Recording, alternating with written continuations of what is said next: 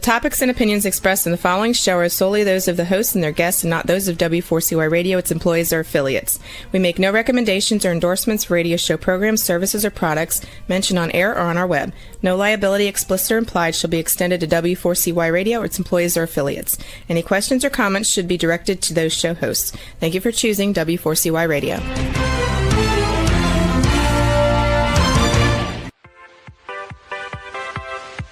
Welcome to the Ask Good Questions podcast, broadcasting live every Wednesday, 6 p.m. Eastern Time on W4CY Radio at W4CY.com. This week and every week, we will reach for a higher purpose in money and life, as well as a focus on health and wellness. Now, let's join your host, Bonita Bell Anderson, as together we start with Asking Good Questions.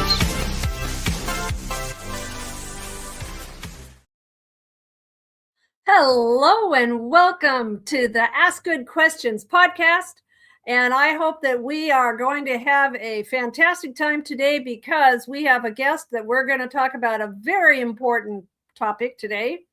I'm your host, Bonita Bell Anderson, and I'd like to invite my guest, Raymond Lavine, to the proverbial podcast stage. Welcome, Raymond. I think I got. You're good. Oh, I'm sorry. Okay. I don't know if you can edit that out. My screen went out, so my apologies. Oh boy. Okay. No, you're here. I'm seeing you. We're all seeing you. So this is Raymond Lavine. He is actually in my neck of the woods. Normally, I'm actually still in Hawaii for another couple months, but he's actually in Washington State, which is where I'm from. And so let me tell you a little bit about Raymond. He turned out to be someone I met that is very passionate about long-term care. Yes, long-term care. And he wants to talk to people about caregiving plans that they really have, they're just not, this is not on their radar. It should be, maybe an individual benefit or something that an employer should be providing.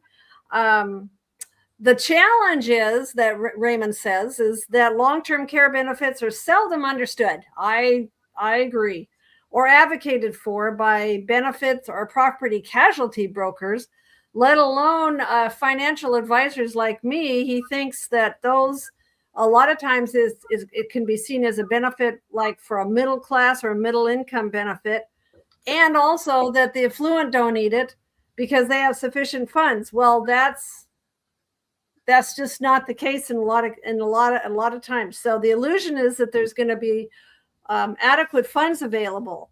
So today with Raymond, we are going to break down the choices that families actually face. And we have both been through this. I have had several long-term care scenarios in my own family. Raymond has as well. And the strategies, we're going to really be talking to you about the strategies that help you keep dignity and control somewhat. And that this episode is going to help you replace uncertainty with a practical plan. So that's my story. I'm sticking to it. We're going to ask some good questions today, Raymond. So Raymond, do you have anything you want to add to that? Yes. Can we do a reel of you to promote me before I talk to anyone? That I'll have you as my real spokesperson. Sure, you bet. We can talk about that later. Fair enough. You can just show them this episode of the podcast. So Raymond,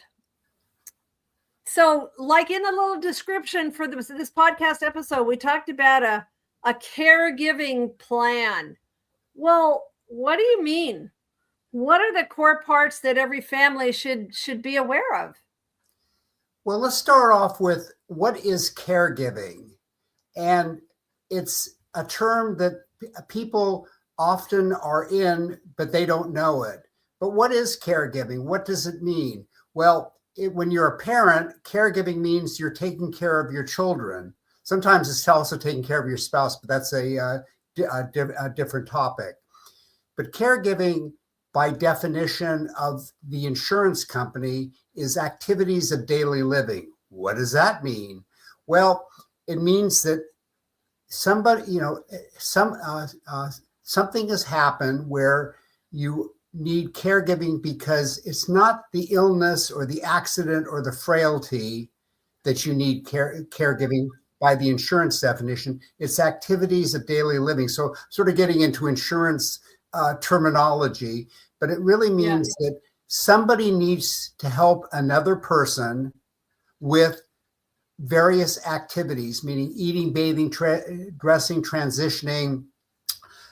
It may be a cognitive, but like in the infomercial, but there's more, because caregiving isn't just doing something for somebody. There's more, because there are three things that in fact, actually, I got another term today. I was reading about it. Is that I've been saying that when you need caregiving, there are two things that happen to a person, and it doesn't matter age. It doesn't matter how well educated you are, how much education you have. It doesn't matter about how affluent.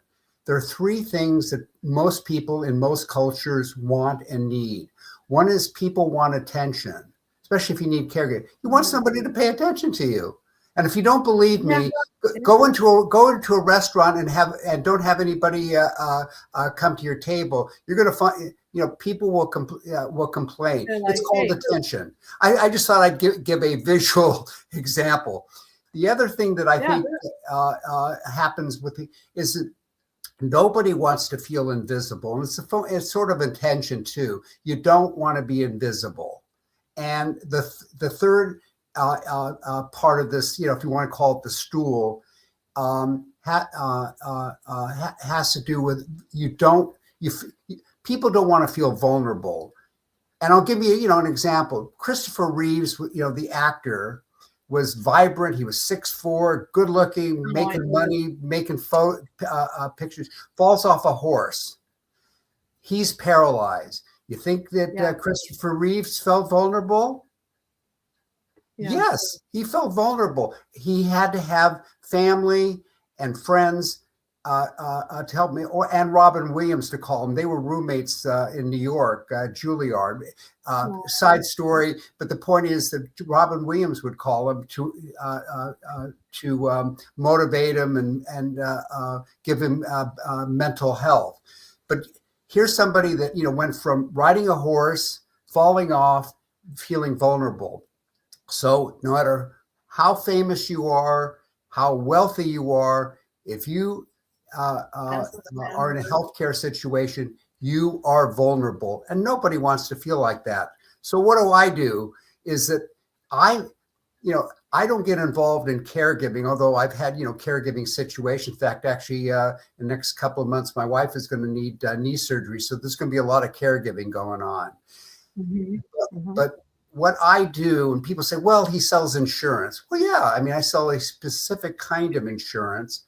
But why should anybody think about it? Because I provide the money so that families can pay for caregiving services, so that the family doesn't have to be fully involved in the caregiving and all the responsibility, because there's a lot of other responsibility. People just think, as I said, caregiving is just doing stuff. Well, it's more than that, because you may have to take care of somebody's finances, administration, driving, making phone calls for prescriptions. If I'm going on and you want to stop, ask me another question, because I could get.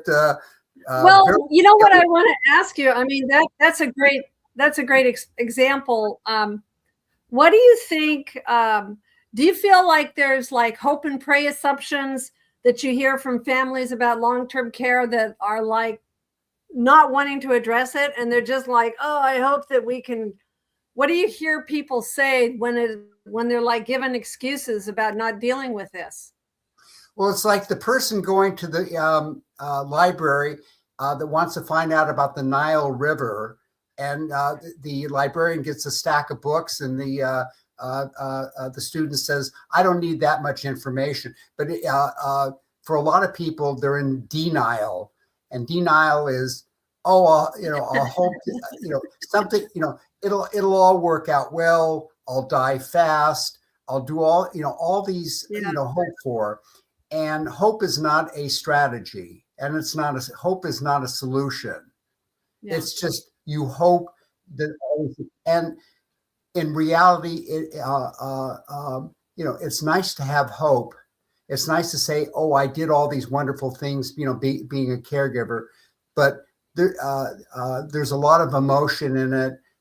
There's a lot of expense, and there's a lot of, people also think about it when we think of caregiving. You always think of the person that needs the caregiving, and we often forget the people that are involved in caregiving. There's a lot of drama, there's a lot of expense, and there's a lot of mental health and physical health for the caregiver.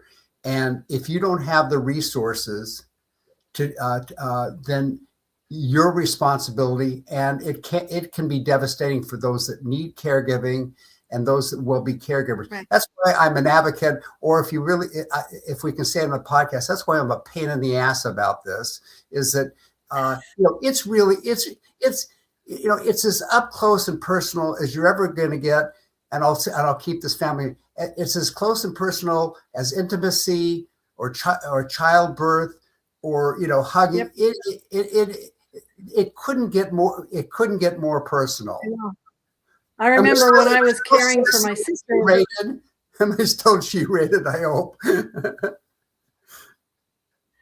Oh, it is. It is. But I was just thinking, I'm remembering with my own sister, who she's been gone now for about 6 years. But I remember one day that when I was caring for her, and she looked at me and shook her head and said, "I never thought it would be like this." That's right. It was just sad. It was just sad, and it was just hard on all of us. But talk to me about, your own family. I think you had some caregiving with your parents. So what was the moment when you realized that this planning can change everything? Well, my parents were lawyers, and they were knowledgeable people about a lot of things. Yeah. But they weren't insurance buyers other than what they needed to buy. They weren't, they didn't, yeah. When I say that, I mean, it's not like they bought, a lot of extra insurance for things, because the usual term is, "I don't want to be insurance poor." And that's reasonable. You don't want to buy more of different things because somebody scares you into it. They used to be like cancer insurance, or, there are a lot of, specific things that you can buy. But it's like buying, saying you buy a refrigerator. Do you get a warranty? The point that I'm making on this is that the best investment that you can make is to invest in yourself. And with my parents, they didn't do that until till it was towards the end. And what I mean by that is, my father 3 times in his life. Actually, my mother died at 103. And I'll get back to it. She bought a long-term care plan, and they did, and they tried to buy it in their 70s after my father had his third and this was the final illness, and took him about 2.5, 3 years to die. But at that point, through the Bar Association, they got offered long-term care benefits, and I think that by then my parents got the plot. Meaning 2 times before, he had been in a car accident, and he hurt his back severely, and he was out for months. And then the second time, he fell off a horse and broke his hip and his arm, and he was out for 1.5 years. And my mother had a thriving estate planning practice, and each time they didn't hire caregivers, she was the caregiver. So she spent time away from her practice. And you would think, wouldn't you think that they would do, of all people, right? Well, you don't ask your parents that. It's just, it's like they'll say it vice versa, but you usually don't say it back to your parents. Like, well, why didn't you do that? But a side story, one of the things even I believed until, in the last maybe 20 years is that most people think of caregiving as nursing home insurance or assisted living. And most people thought, why do I want to buy a nursing home policy? Yeah. I don't want to be in a nursing home.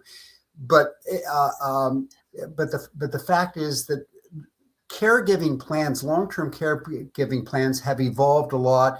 There have been problems with it over time with premium increases. We can go into that if you want to later.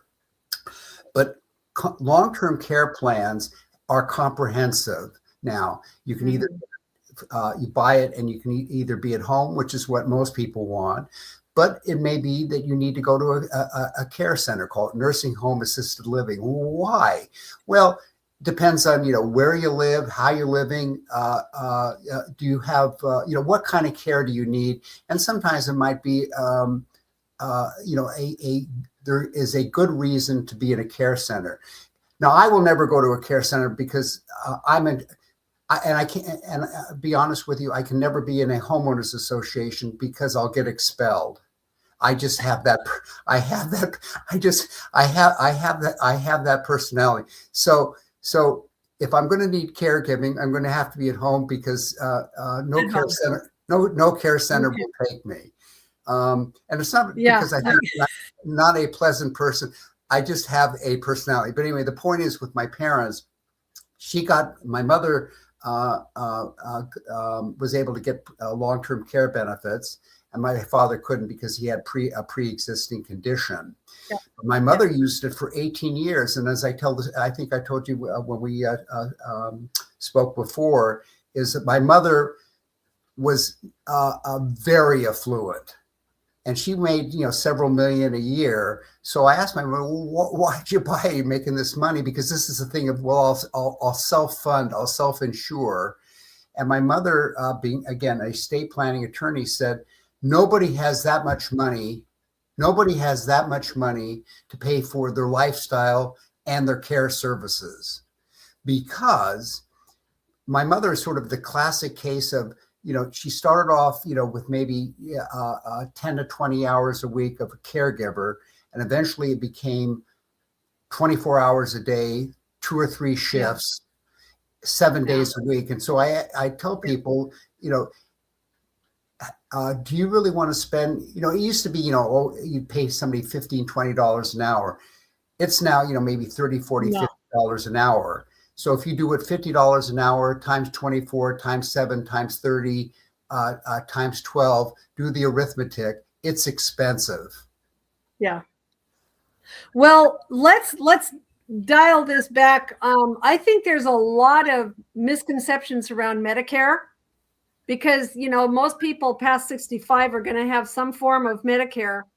What does it typically cover, and what can you help people understand that it doesn't cover when it comes to extended care?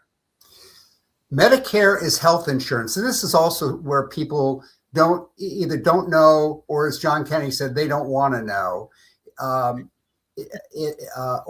or they don't understand. And I'm not saying that to be condescending or dismissive, because when I was looking into Medicare for myself, it's astonishing. It took me a while and a lot of YouTube things to understand about Medicare. And also, the difference between a Medicare supplement and a Medicare Advantage plan and what the difference is. And it may seem simple, but it's not as simple. You really have to understand it, but and spend time internalizing it. Medicare is a health insurance plan for seniors. And it goes back to when Harry Truman in 1948 suggested Medicare, and it didn't happen until 1965. It is health insurance. And it's not socialized medicine. It's actually an entitlement program. It is designed for people 65 and older to have health care insurance, which pays for your doctor and it pays for your hospital. Then you buy the supplemental plan to pay for what Medicare doesn't pay in services. Now, Medicare, if you need caregiving services because of surgery or some sort of after surgery or rehabilitation, Medicare will pay a certain amount, for caregivers to come in for amount of days. But only for so long. How about if I say that it's recovery? It's recovery benefits. Yeah, they pay for recovery short term. Now, that's Medicare, and it will. And it'll also pay for hospice. When you're actively dying, and the idea is, you're actively dying within 6 months. Medicare will pay for hospice, and many people have had very good, if you can say that, very good experiences, with hospice care. What's that word, Raymond? That's sort of a cognitive dissonance of hi. I know. I was like, really? Exactly, but. But long-term care benefits was designed to pay for the longer term when all the other social services aren't available, that you had money to pay for. And again, it was, started with nursing home insurance, but now it's, comprehensive. And, look, in 40 years, there's a lot. Unlike life insurance, there's a lot that the insurance companies have learned about long-term care benefits. They've made some serious mistakes with the plan. And what I regret and what happens is people's memory, or the way people write about it, a lot of times they'll write negatively, like, it was such a good plan, but now there have been premium increases and there have been benefit changes, and so it's awful. Well, real estate market has had problems, but I don't notice people not saying, I never want to buy a home. I never want to own real estate. Right. Or banks. Have you? I mean, you've seen the studies, like I'm sure I have, where they tell you, and it's very scary, but how likely is it that someone's going to need this long-term care? And what ages do you most often see it starting? What do you think? What most people think is that you're going to need it in your 60s, 70s, 80s, 90s. In other words, when you're old, when you're perceived as old, that then you'll need the caregiving benefits. It's likely, however, people in their, at any age, could be from an accident. An accident, an illness, and diabetes, stroke, heart attack, cognitive issues. There can be, early age dementia. I don't want to just say Alzheimer's because but you can have a cognitive. Here's another thing that people don't think. There are a lot of people that have neurological diseases, MS or other neurological diseases. People can get severe arthritis. So there are a lot of healthcare issues or something in the DNA that you may need caregiving services at a much younger age. Now, here's the other thing: is that people are, Americans are living longer. If you look at the statistics, the girls live longer. I'm not always sure if that's really going to happen.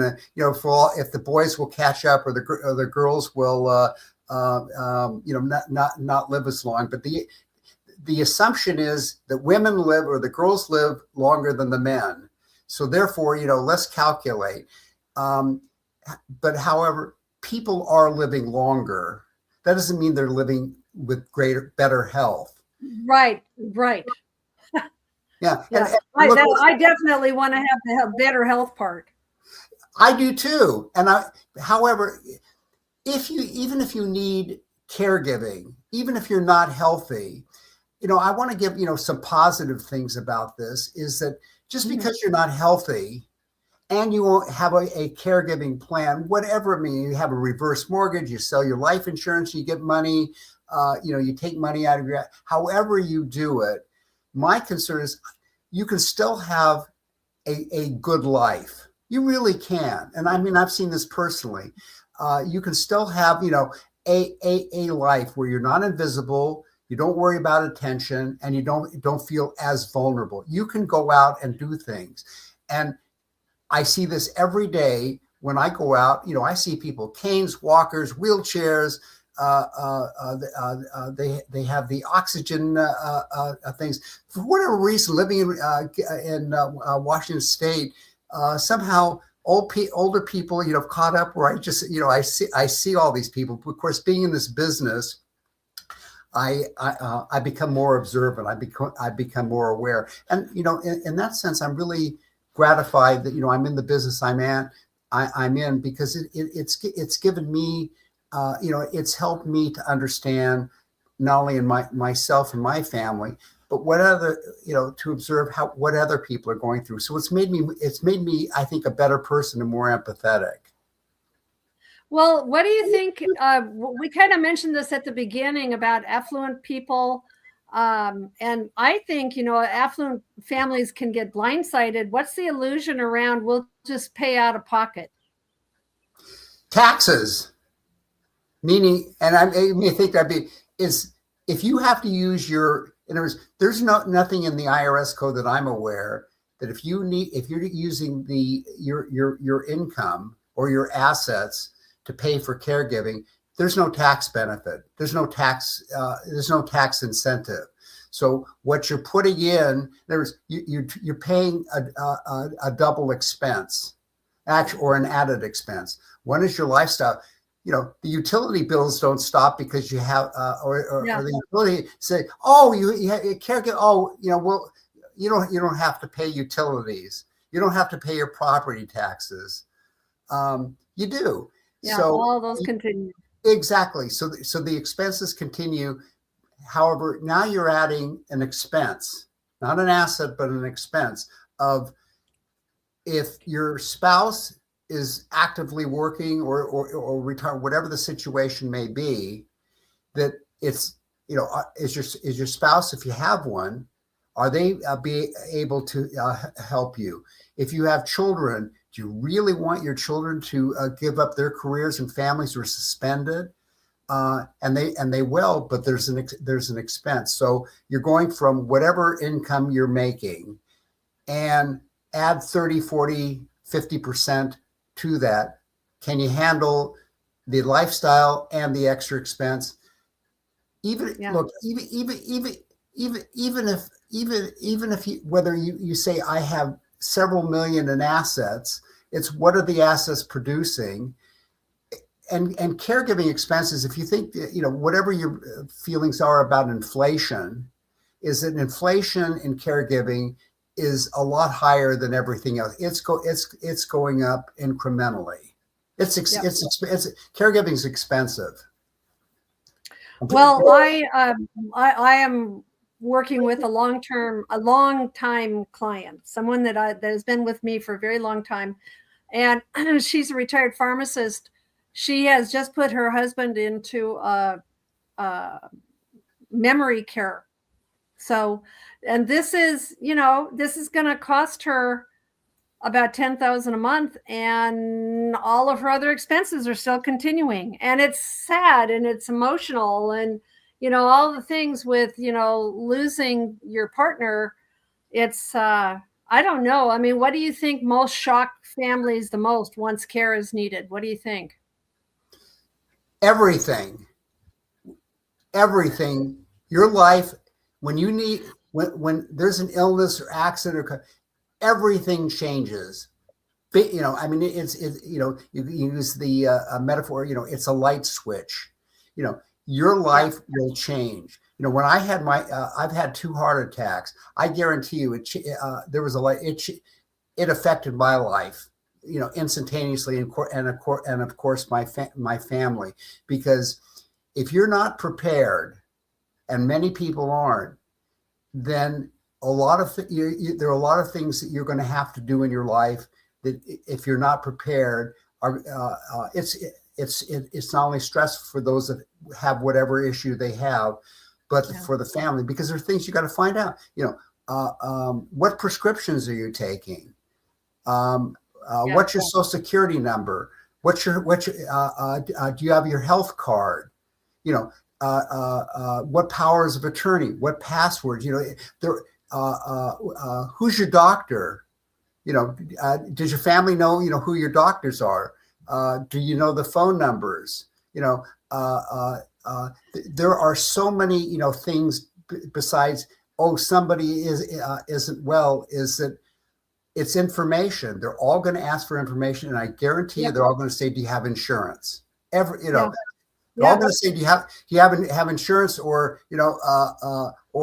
how's your credit card balance? Yeah. Well, let's talk about the kids for a minute here. What happens to an adult child's finances when there's no plan? And I'm thinking about retirement and college funding and their career and their marriage. What are your thoughts about those adult children that get involved in this? Any study that you will find, and you can find your own study, they all say the same thing, because I read about this stuff every day, is that if children are involved, there've been movies that have been done about this, and television shows. It's dramatized, but it tells the story of it's devastating to everyone, because if you have to take care of, do you live across the street? Families, 100 years ago, they were families. They lived in the same community.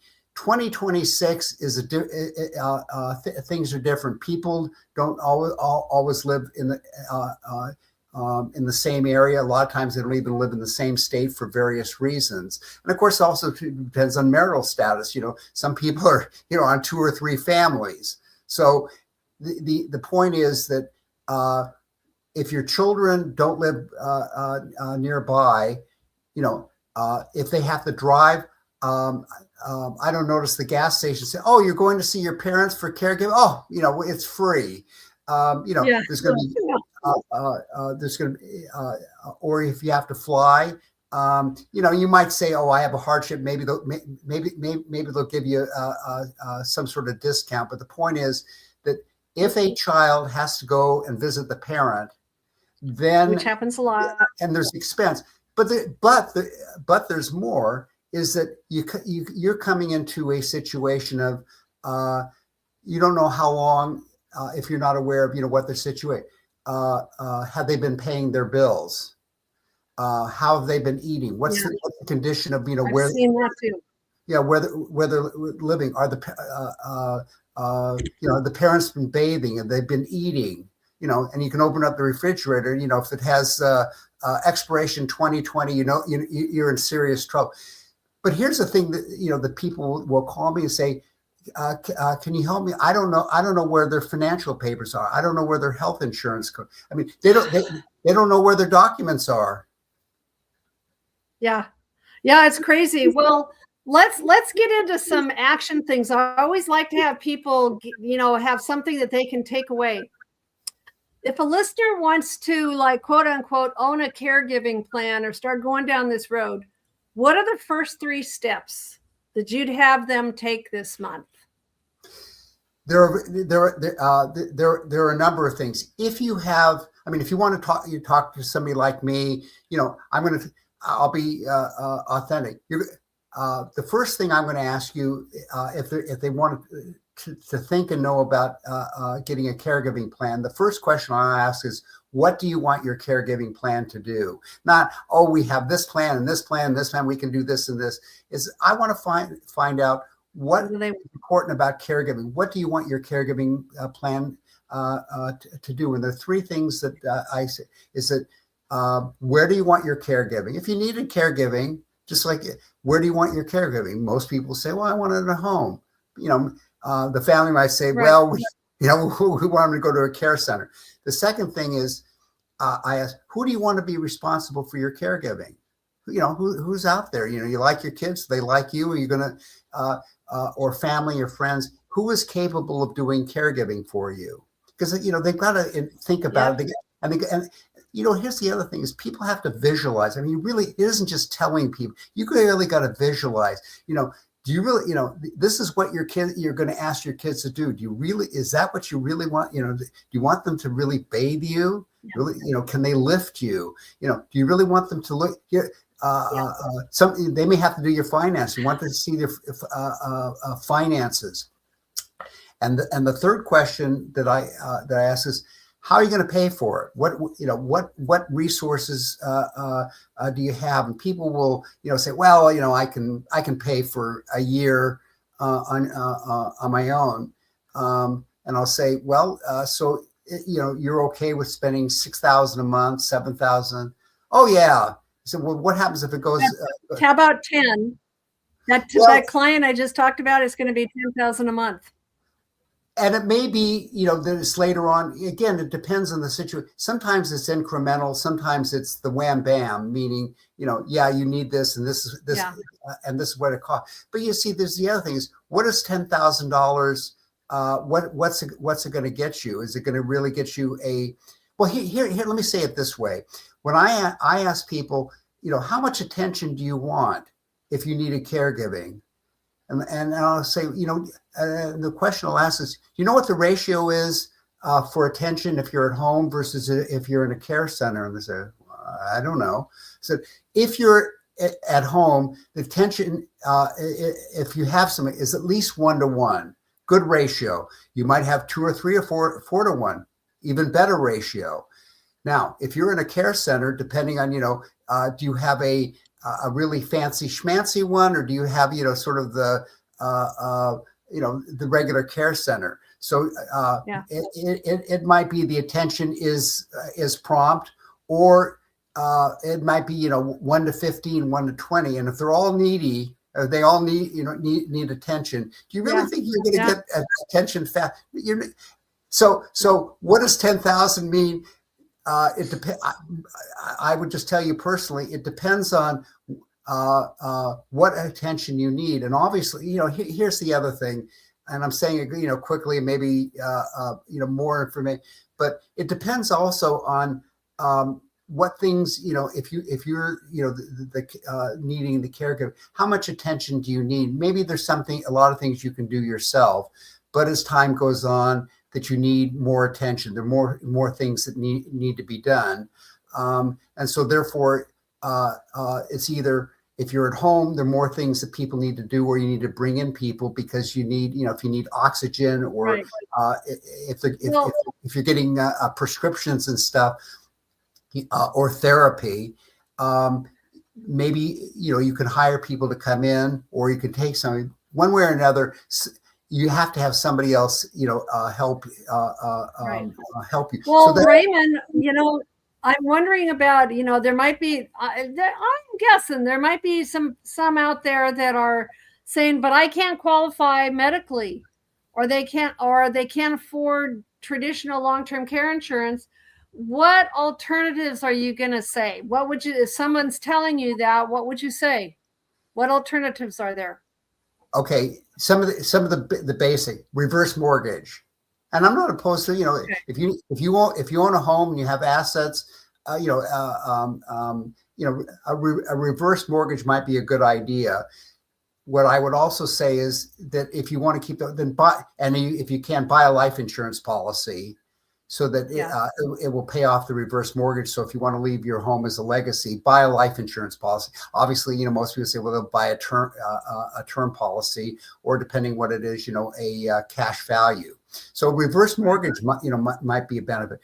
If you own life insurance is if it's convertible, or if you own cash value, then ask me. I'll get you a life, sell your life insurance. In fact, let me also just say, if you own life insurance and don't let it lapse, and don't sell it to a life settlement and get and get cash. So don't sell your life insurance, and don't let it lapse, because then a lot of people, I'll let it lapse, or I'll just turn it in. Sell it if you can. Another way you could another thing, if you have no asset, is Medicaid. Now, you might be eligible. Here's the thing: people think that they're entitled. You're not. You're eligible, but you're not entitled because you have to have certain qualifications. So I might feel I'm entitled to things. The reality is, that you're eligible, and you have to be. And just because, and if you want to do it before and you want to transfer assets, I say to people, well, I'll just let Medicaid, but I'll transfer my assets. I said, fine, then talk to an elder care attorney, pay $15,000 or whatever, because they're going to charge for the services. Do you really want to, you really want to transfer your asset? All right, then Medicaid, or transfer the asset. Now, here's if you have an annuity, or if you have assets not really needed for retirement benefits, even if you have pretty lousy health or almost no health, I can still get you a plan. You transfer the assets to an annuity that has long-term care provision to it. Now, here's the thing. And people say, well, supposing, if at least it needs at least 100,000. I'll go through this quickly. 100,000. Then it will leverage. It might be 2 or 3. So the 100,000 really becomes 200,000 or 300,000. Then somebody will say, well, if I put it in there, I'll lose my money. It'll go to money heaven. No, it won't. I mean, it might if you use it enough. But if you don't use all the benefits, then the assets that are left in the annuity will go tax-free to a beneficiary. So you're either using it or beneficiary, but you're really not losing it. It's not and it's not fraud, and it's not a scam. I mean, it's a real thing. No, I agree with you on this. Yeah. Raymond, can you believe we're almost out of time? This always goes so fast. So we need to close. I want to have some clarity around how people can move forward. So if someone listening today is doing nothing, but we've convinced them to get going on this, what's the single most important action they could take in the next 7 days to reduce this risk and maybe hopefully regain some peace of mind? What would be the single best thing they could do?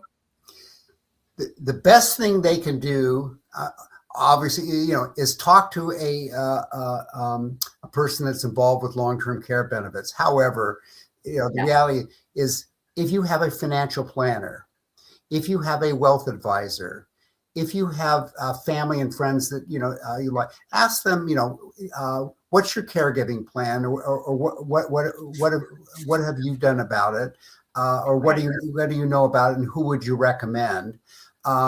So ask wealth advisor, financial planners, accountants, people, elder care attorneys. Ask them, do they advocate, caregiving planning, and how, and what do they advise? So talk to the people that you know and trust. What are they thinking about it? What do they advocate, and who should they be talking to? Right. So with that, I think we've asked some good questions. I think that we've talked about some important things that people could take action on. Do you have any final thoughts for us today, Raymond? Well, the only other thought I have, and we've talked about a lot of really, you've really asked some really great questions and really brought out sometimes things to me that I think about, but I don't always say, is that I would also encourage people to ask their employer, do you, as part of an employee benefit, do you have a long-term care plan? And if they don't, to say, gee, it'd be a good idea to, for the employer to talk to a benefits consultant or me about installing a long-term care benefit plan.